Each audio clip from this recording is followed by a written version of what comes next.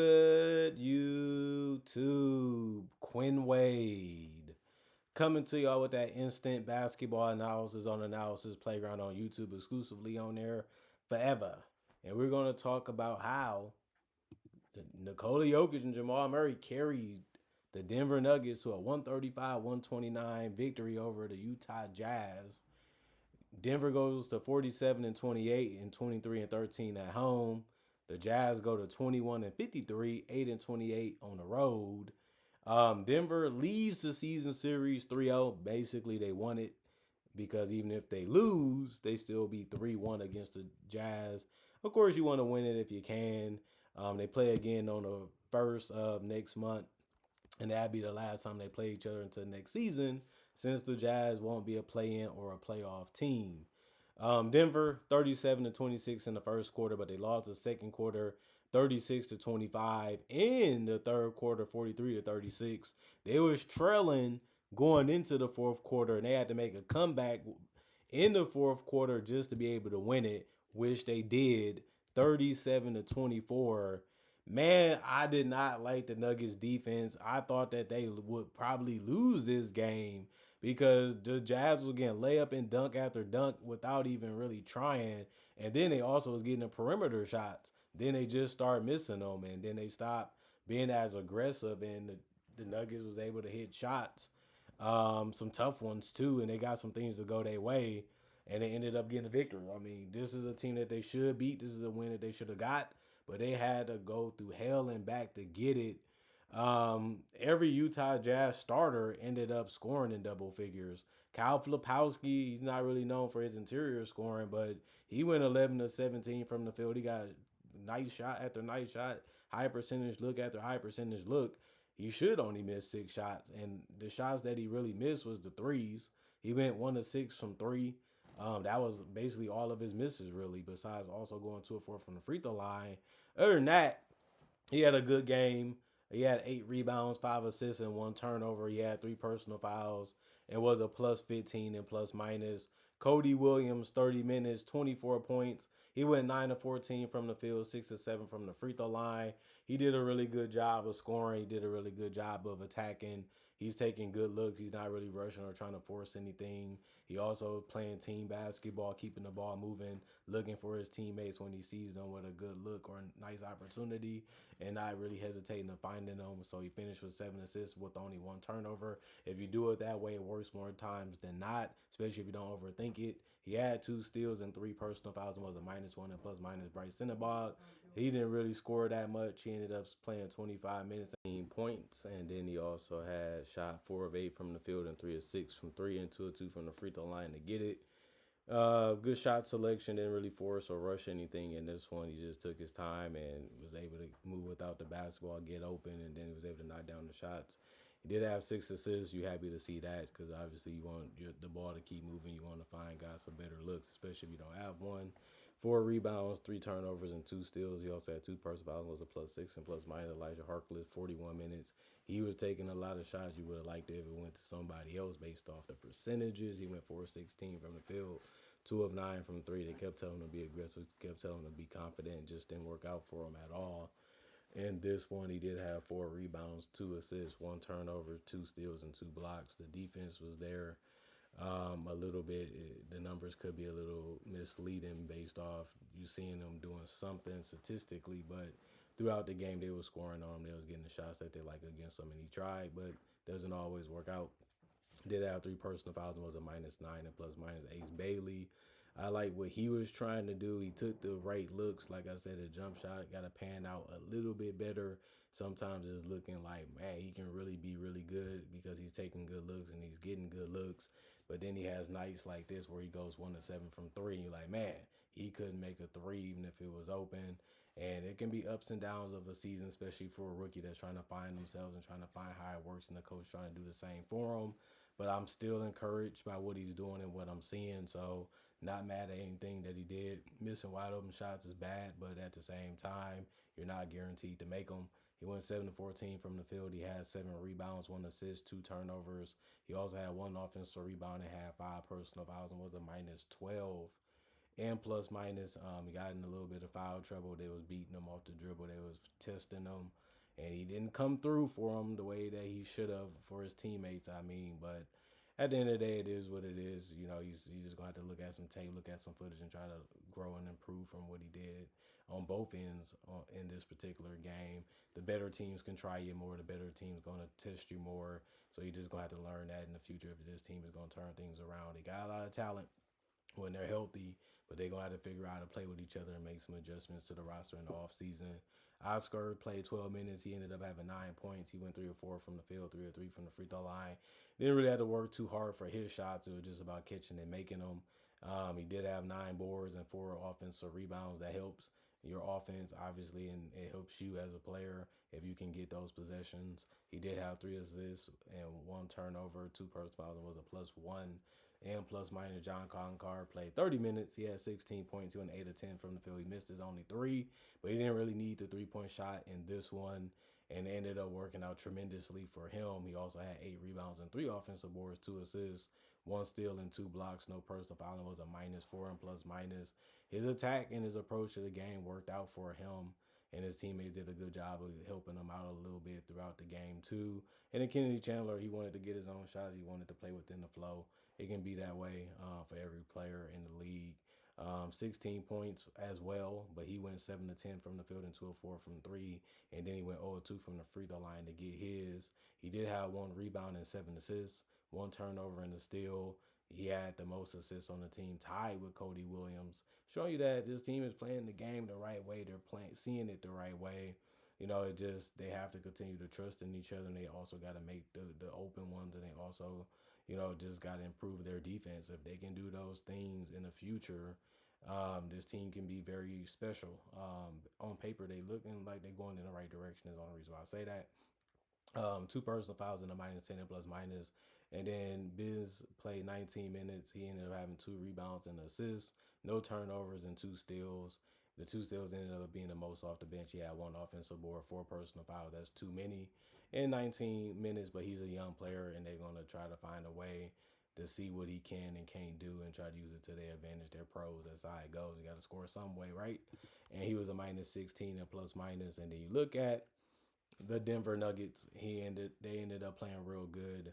And this one, just defense has just been so bad. I mean, any team can just get and do what they want to this team whenever they want. It seems like the Jazz had a lot of success throughout this entire game. They had 43 points in a quarter against this team. And even though they kind of folded in the fourth quarter, you know, that's a confidence builder for them, especially in knowing that they play again. And we'll see if the results are different or if it's going to be the same, most likely the same, unless the Denver Nuggets try to risk some of their players since they'd be closer to the end of the season. But I still want to see them play healthy as much as they can because the Nuggets haven't been healthy that much this year.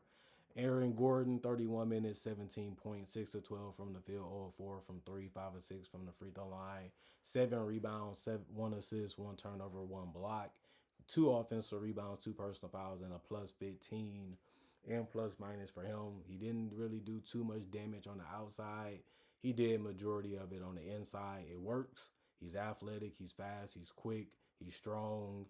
And he knows how to attack if you're not paying attention to him. Cam Johnson can do the same. He just went 4 of 11 from three. He didn't attack the basket really at all.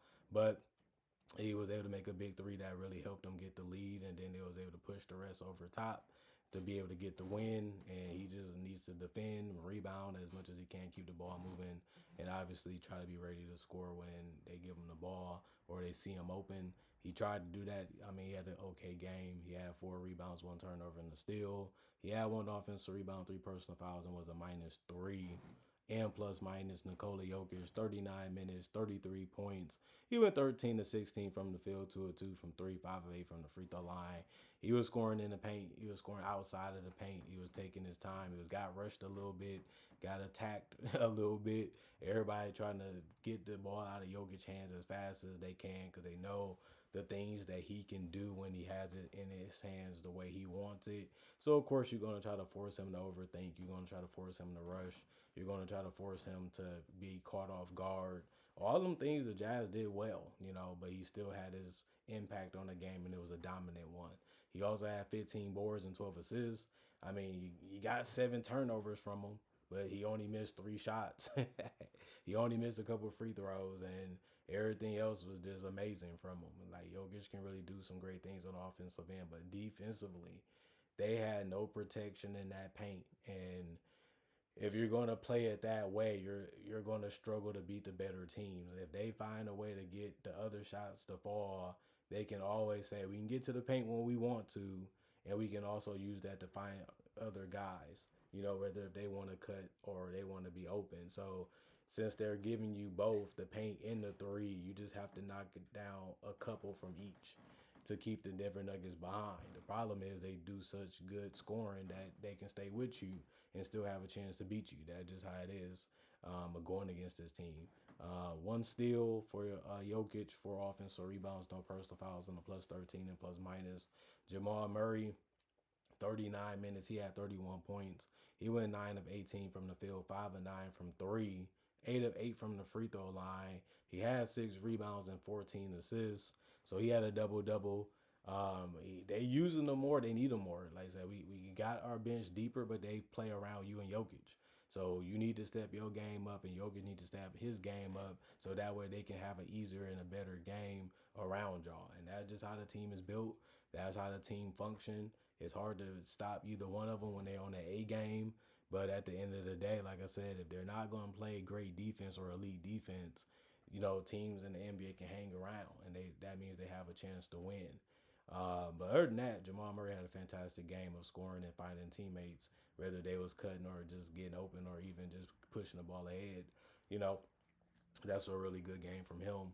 One personal foul in the plus 8 and plus minus. Christian Braun, 22 minutes, 7 points. He was the only starter to not score in double figures. And throughout the game, you thought that he would, but he didn't. He went 3 of 8 from the field, 1 of 3 from the 3-point line. He had 2 boards, no turnovers. His rebounds all was offensive. He had a personal foul was a -9 and plus minus. Spencer Jones, 14 minutes. He ended up missing his only field goal, and he also missed all of his 3-point attempts. He also had 6 rebounds, no turnovers, and the steal. 3 offensive rebounds, 3 personal fouls, and was a -8 and plus minus. And then Tim Hardaway Jr. played 28 minutes. He had 21 points. He was launching threes. They left him open. They gave him space. He felt good. It ended up being a game that worked out for him a lot in this one. So you have to be happy with the results that he was able to give you. He also had 1 steal, 2 personal fouls, and was a plus 25 and plus minus. And he also shot a couple free throws and made all of them besides one. 6 or 7 ain't bad. And then Bruce Brown, 15 minutes, 7 points, 3 of 5 from the field, 1 of 2 from three. He had 3 rebounds, 1 assist, and no turnovers. 1 offensive board, no personal foul, and a -5 and plus minus. And then you look at Julian Strawther, 5 minutes, 0 of 2 from the field. He missed his only 3. He had 2 rebounds, 2 assists, no turnovers, 1 offensive board, 1 personal foul, and a -4 and plus minus. And then you look at Peyton Watson. He was able to go 2 of 10 from the field. Had one of his worst games in the last couple weeks, but you know he still tried. He had 5 rebounds, 4 assists, 4 turnovers, and 2 blocks. Did a lot of things right for the team. Just missed a lot of shots that he felt that he was going to be able to make, and it just didn't work out for him.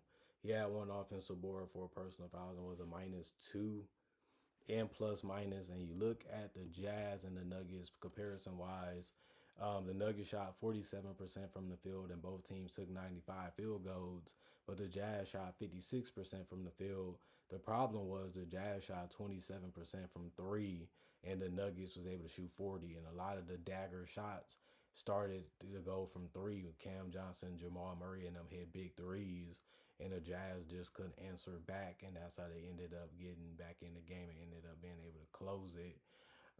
32 free throws for the Nuggets. They shot 81% from the free throw line. 19 for the Jazz. They shot 74%. 50 rebounds for the Nuggets. 43 for the Jazz. Both teams had 34 assists. 14 turnovers for the Nuggets. 10 for the Jazz. 5 steals for the Nuggets. 10 for the Jazz. That helped the Jazz a lot. And then both teams had 4 blocks. 15 offensive rebounds for the Nuggets, 9 for the Jazz, 35 defensive rebounds for the Nuggets, 34 for the Jazz, 17 personal fouls for the Nuggets, 24 for the Jazz. And the Jazz just couldn't keep it going. they played well, they executed well, they was really good in their approach and their game plan was genius against this Denver Nuggets team. They just couldn't keep it up. The Nuggets was able to hit them hard, and they was able to play the game the right way throughout the entire game, and they just kept thriving. You know what I mean? Like the Nuggets just kept finding a way and kept finding a way, and the shots that they was making was tough. And you saying, man, there's nothing that we can do. They just was able to hit them. You know, we got to try to go for these steals. We got to try to make things as difficult as we can. But the talent gap was there when it mattered. And shot making and shot playmaking is how you win games a lot of the time, especially if it's not really too much defense being played from both teams. Is whoever can score the most. And tonight, the Nuggets scored the most, and they got the win. And the Jazz, like, man, we was up. We was getting closer and closer to winning this one. And then they had to keep on playing. Then they ended up falling off a cliff before the game was over. And it can be that way against better teams and more talented teams, especially with a team with a duo in a tandem like the Nuggets, who they can run everything through and get a quality look while you have to work a little bit harder for yours sometimes throughout the game. They always can make the tough ones also. So it is what it is on that.